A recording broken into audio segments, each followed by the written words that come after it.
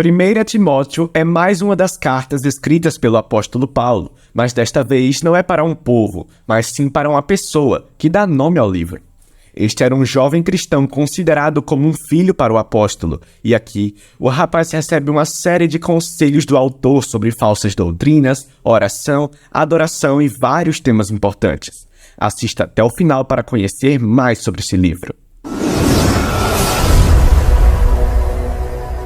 Paulo começa relembrando que Timóteo foi a Éfeso para confrontar os líderes que estavam difundindo doutrinas estranhas, homens que foram obcecados com especulações sobre a Torá, desenvolvendo ensinos errados sobre temas como comida, casamento e sexualidade, que não estavam alinhados com o que Jesus ensinou. O apóstolo explica que os ensinos deles geraram divisões e controvérsias na igreja, e isso é o primeiro sinal de que as verdades estão sendo prejudicadas. Ele afirma que o verdadeiro caminho de Jesus, seguidos pelos cristãos de verdade, sempre resulta em amor e fé autêntica. Em vez de promover especulações, o propósito da lei é expor a verdade sobre a condição humana, como Paulo experimentou em sua própria vida. O ensino correto da Torá deve levar as pessoas a enxergar a graça de Deus revelada no Messias, que veio para salvar pecadores imperfeitos.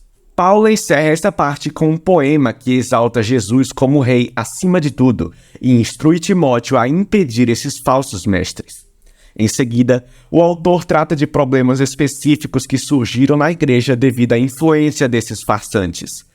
Ele primeiro orientou Timóteo a organizar reuniões regulares de oração na congregação, incentivando a interceder pelos governantes romanos e pela paz, porque ela proporciona um ambiente favorável para que os seguidores de Jesus continuem espalhando a mensagem sobre Deus, que deseja que todos sejam salvos.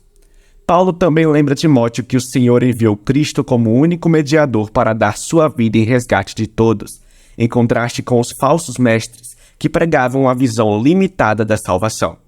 Além disso, Paulo aborda os conflitos entre homens e mulheres na igreja, orientados pelos ensinamentos encaminhados aos líderes de Éfeso. Primeiro, ele repreende um grupo de homens que se envolveu em discussões teológicas agressivas, incentivadas pelos falsos mestres. Ele diz que eles devem aprender a orar em vez de se envolverem em brigas. Depois, Paulo enfrentou um grupo de mulheres ricas que iam de forma tão elegante nas reuniões de domingo que envergonhavam as pessoas com menos condições. Não apenas isso, algumas dessas mulheres também assumiram posições de liderança e ensinando a teologia distorcida dos falsos mestres. Paulo instrui que essas mulheres não deveriam ensinar ou liderar na igreja e em seguida explora a história de Adão e Eva e a serpente, de Gênesis 3.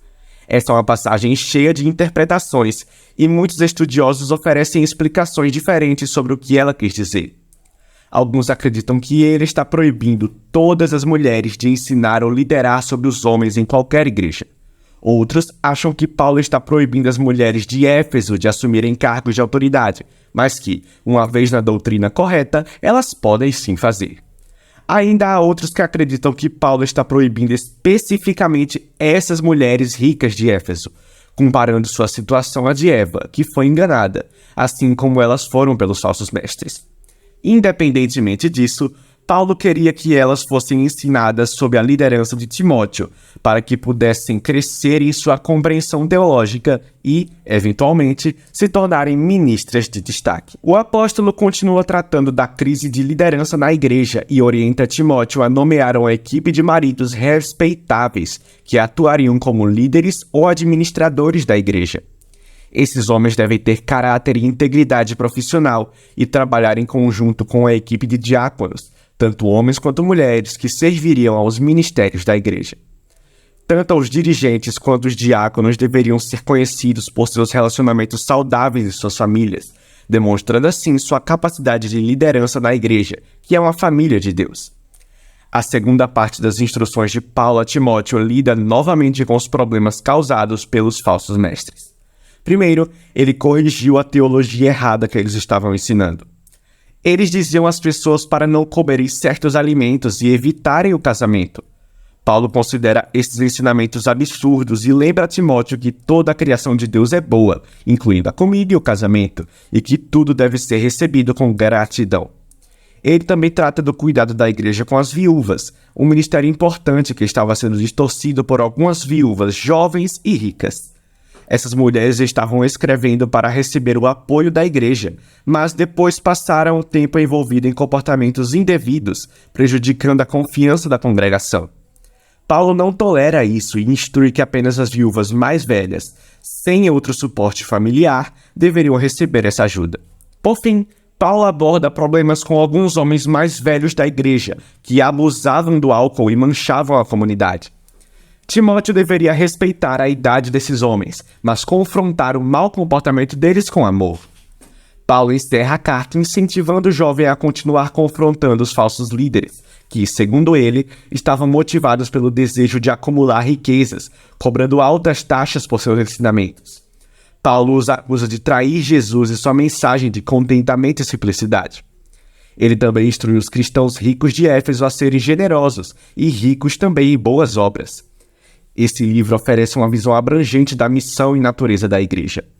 O que uma comunidade cristã crê afeta diretamente como ela vive e se comporta em sua cidade. Assim, a teologia deve ser constantemente moldada pelas Escrituras e pelas boas novas de Jesus. A forma como a igreja é vista pelo público também é muito importante para Paulo. Ele queria que os cristãos fossem conhecidos por sua integridade, boas obras, serviço aos pobres e necessitados e fé em Jesus. Tudo em devoção a Ele que ressuscitou. E assim, este livro termina. Espero que você tenha aprendido mais sobre a palavra do Senhor. Deus te abençoe e tchau!